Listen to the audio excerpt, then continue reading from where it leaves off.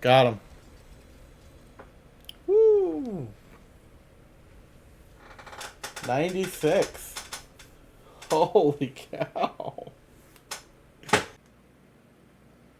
Okay, so to continue the video, I'm going to go through my gear that I used to complete the pit that you just observed.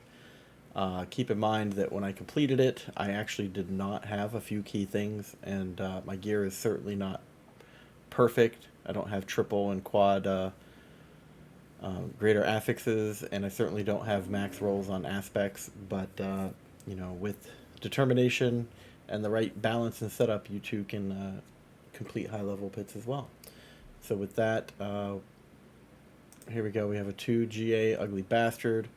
The key here is this is a triple crit on Wrath of the Berserker for the cooldown. And I specifically had 100% fire damage. However, I did not have the plus 60 strength gems in it at the time. I had the plus 40.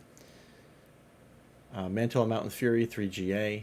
The key thing here is the chance for earthquakes to deal double damage. I only had a double masterwork crit. The aspect doesn't matter as much, and again, only had two 40 strength gems in there. I did swap them out after completing the pit because I thought it would be embarrassing to do a build guide with less than perfect gems. Fist of Fate, 2GA, attack speed, greater affix is the most important thing. Getting a high roll on the aspect as well. 290 out of 300. I know it's not perfect, but it's a pretty high value. It also helps to have the lucky hit be above 100% chance for vulnerable.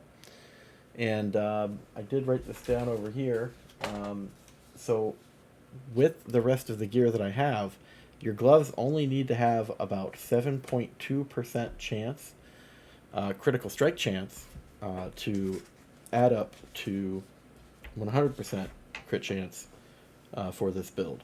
So you don't even need a max roll on critical strike chance, just a 7.2% or better. Tybalt's Will only found 1 GA with the damage reduction and with the aspect at 18 to 20%. So this is the one I was wearing, and I did get a double masterwork crit on that. These boots are very similar to the ones I was wearing. I was actually wearing, I think, these ones. Yep, for the movement speed. I've since swapped out to here. It's a GA on Warcry. And I found it important to have one masterwork crit on the resistance so that even with my incenses up, all of my resistances would be at cap at 72%. So I do encourage you to do that and to put the other two masterwork crits on Warcry. It was challenging to get that. Over here on the necklace, again, I found a GA for heavy-handed early on. Rolled the third stat to counter-offensive. I know the build guide actually says put the GA on strength. However, I never found a strength amulet with 2 to either counter-offensives or heavy-handed, so this is the route I chose. Again, masterwork crits on heavy-handed. As you can see, most of my gear only has 2 masterwork crits on the preferred stat. Just to show you that you do not need triple crits on your masterworking to achieve great things. Formed the Ring of Starless Skies later on. Never seen it drop. I had to go and form one with some runes that I traded for. I would prefer to get the GA on attack speed, and of course, I only had 2 masterwork crits on attack speed. The aspect here is very important for a 50% damage multiplier. Yeah. So it certainly helps clear the larger packs at the higher pits. Over here, I deviated from the build guide with the second ring. I rolled resistance to elements instead of max life. This helped me get to the elemental resistance cap. As you can see, I only have 16 of the 17.4, so you could actually absorb that somewhere else. Let's see, for the polearm, preferred to get the triple crit on heavy hitter. I only got 2 out of the 3. For the swords, the build guide does say give earthquake duration the triple crit here. However, my first roll, Gave me the triple crit on crit strike damage, so I just never felt the need to change that for the time being. Was lucky enough to find a 2 GA for this weapon. Again, only got 2 out of the 3 Masterwork crits on Heavy Hitter. And then for the two-handed mace, it's preferred to get the triple crit on Earthquakes cast twice. I only have 2 of the 3, and I'm still missing a max aspect roll, running with 112 out of 120. It's roughly 8% damage I'm missing there. Yeah. So the runes Lith Tech and Pock Quacks, whatever you call it.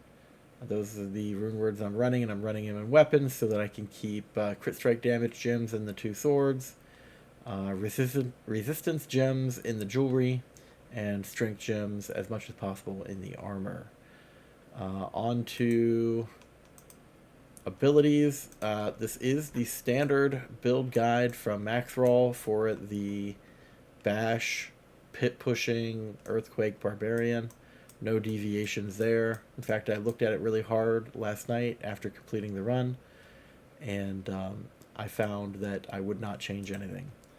As for the Paragon, it is exactly like Maxroll, with the minor exception of I have one node that they do not. Here it is up here. The build guide has this rune. It's a dexterity in the... Which board is that?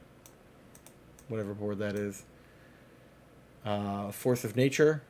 I do not have that because I do not need the crit strike damage or crit chance from that node.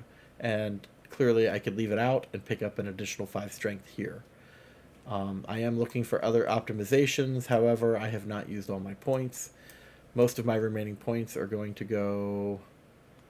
where are they at? Up here, into these strength nodes here, for the weapons master board, and those additional strengths are going to get 100% bonus, so that's what, 10, 20, 30, 40, 50 extra strength I'm going to get there, and I think there's a few other nodes that I can get along the way. Whatever the build guide says, that's what I'm following, again with minor exception. However, I do want to point out that while leveling, I did dip over here and take these lightning conditioned and surrounding nodes just to build up those resistances until I had more intelligence nodes to fill the gap. On to mercenaries, standard build guide, Subo, all the way down to opening fire, reinforcement right here. There we go. Just crater on bash. Keeps it up. Fairly confident. Fairly constant casting there. Let's see, what else is there to cover for the build guide? Two-handed axe expertise is increased damage to vulnerable enemies. And I think that's about it. No other real changes. Again, boss powers are in accordance with the build guide in the description below the video. What else is there to cover? I think that's it. And so if you have any questions, leave a comment below. I'll be happy to answer them. But now, since putting in the newer gems and switching over to these boots with strength instead of movement speed, I'm tempted to go back in and see if I could do Pit 97 and maybe push my way to 100 as I unlock those additional Paragon points, leveling up to 300. So the key thing here is around Paragon 250, I completed a 96 Pit tier solo within the time limits. If I can do it, so can you.